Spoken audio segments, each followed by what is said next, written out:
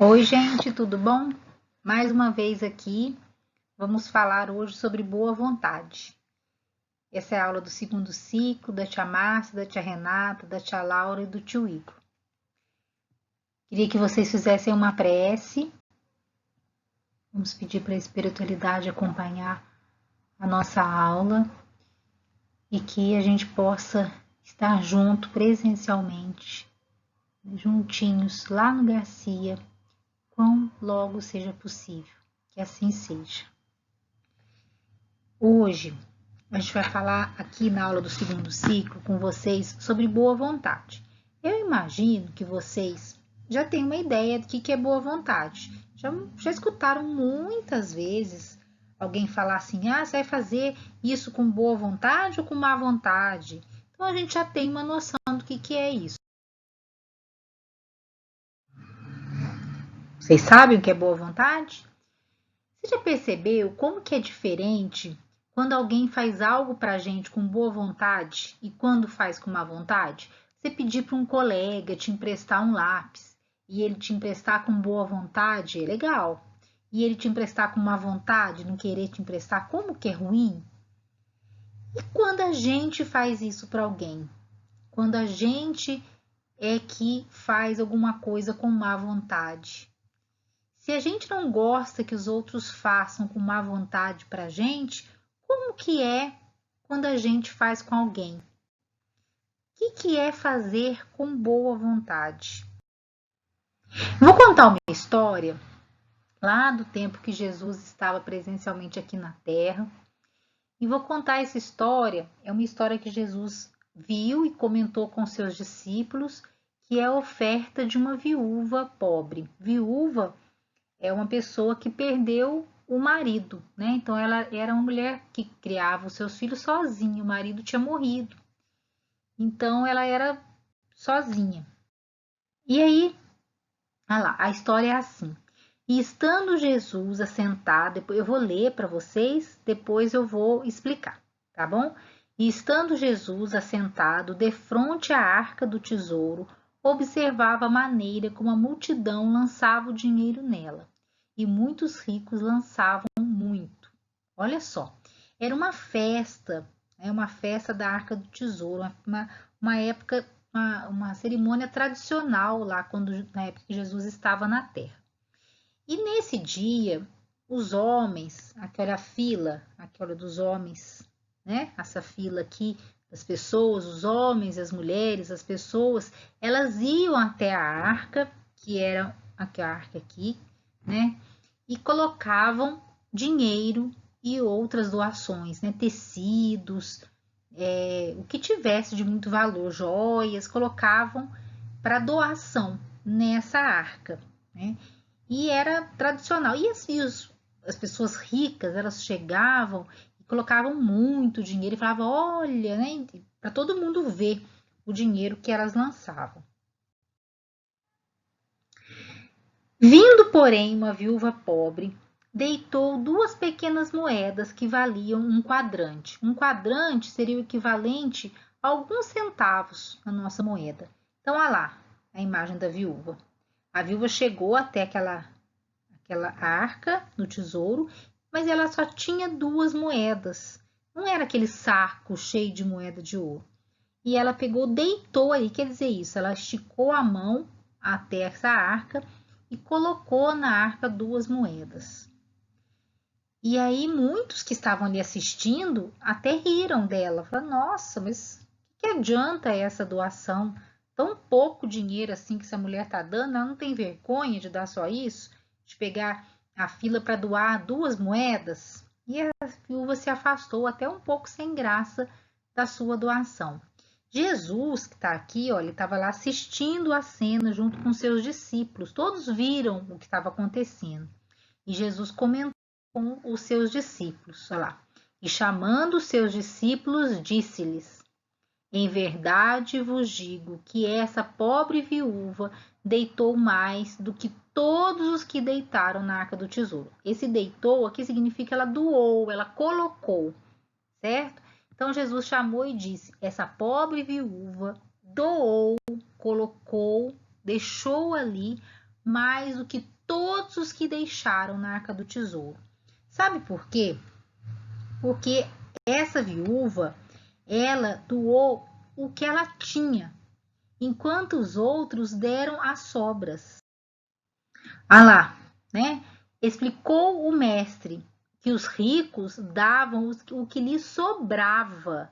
Então as pessoas davam um saco de ouro, mas não ia nem fazer falta para ele, porque ele tinha mais de 100 sacos de ouro em casa. Enquanto ela doava o que lhe faria falta. Essas 2 moedinhas que a viúva doou ali, fazia falta para ela na compra do mantimento que ela precisava. Isso deixa claro que Deus não se importa com a quantidade da doação, mas sim com o sentimento que acompanha o ato de doar. Então, gente, vamos lá falar da boa vontade. O que é mais importante quando nós estamos fazendo alguma coisa para alguém é a boa vontade com que a gente está fazendo e não a quantidade, né? Se nós estamos doando um objeto de valor, alguma coisa para alguém, não importa o quanto tenha valor de dinheiro, o quanto importa como que está o nosso coração na hora de doar. Embora fosse lhe fazer falta, a viúva queria ajudar com todas as forças do seu coração. A doação deve ser feita com sincero desejo de servir. E nós já estudamos, né? A gente sempre volta em alguns termos que a gente estuda muito na nossa escola espírita. De que maneira a gente pode relacionar a história da oferta da viúva com a caridade, que nós discutimos tantas vezes já? A boa vontade e a caridade. Muitas vezes, quando nós falamos em caridade, nós pensamos somente em doações materiais. Sim, essas doações são importantes, elas são essenciais para a sobrevivência de muita gente. Mas existem outras formas de caridade. Como nós podemos ser caridosos no nosso dia a dia? Para além das doações materiais, porque também tem isso, né? Às vezes a gente nossos responsáveis falam assim: vamos separar um brinquedo para a gente doar, vamos separar roupa e sapato para a gente doar. Aí você fala, mas esse sapato eu não uso mais, mas eu não quero doar porque eu gosto tanto dele. Aí no final você vai doar, mas doa com uma má vontade, né? Eu não queria doar aquilo. Essa doação não tem valor. A gente tem que dar com o nosso coração, dar com boa vontade. Mas também, além dessa doação material, temos outras formas de ser caridosos no nosso dia a dia e demonstrar boa vontade. Olha só, o transporte público, né? Não sei quantos que estão me ouvindo que utilizam, já utilizaram, vão precisar utilizar o transporte público. Mas quantas vezes é importante, o ônibus às vezes está cheio e precisa de doar o lugar, né? Essa imagem aqui mostra o rapaz indo ajudar essa senhora que estava empurrando a cadeira de roda, possivelmente do seu esposo. Então, ele foi ajudar a senhora a entrar no ônibus. Mas muitas vezes dentro do ônibus é importante que a gente ceda o nosso lugar, ao invés de sentadinho, confortável, a gente possa ceder o nosso lugar para uma mulher grávida, para uma mulher que está com uma criança no colo, para um velhinho ou uma velhinha, né? Um idoso, uma idosa.